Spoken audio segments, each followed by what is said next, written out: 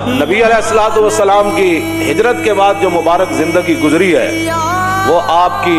جہاد کے اندر زندگی گزری، اور پھر جو خلفائے راشدین کی ابو بکر عمر عثمان و علی کی زندگی گزری ہے وہ بھی پوری جہاد کے اندر گزری ہے۔ تو پھر رسول اللہ یہ بات ارشاد فرما گئے خود، حضور نے فرمایا تمہارے لیے قیامت تک میرا راستہ اور میرے خلفائے راشدین کا راستہ۔ اور آج امت مسلمہ کی ضلالت کی وجہ یہ ہے کہ انہوں نے حضور کا بھی راستہ چھوڑا اور خلفائے راشدین کا راستہ بھی چھوڑا۔ یہ دانت جو ہے نا،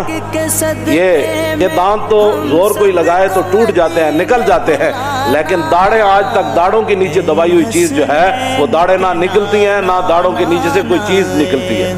داڑھیں باہر بھی نہیں آتی ہیں اور ان سے دبائی ہوئی چیز بھی باہر نہیں آتی۔ حضور نے فرمایا دانتوں کے نیچے میرا راستہ اور میرے خلفائے راشدین کا راستہ دبا کے نہیں رکھنا بلکہ داڑھوں کے نیچے دبا کر رکھنا۔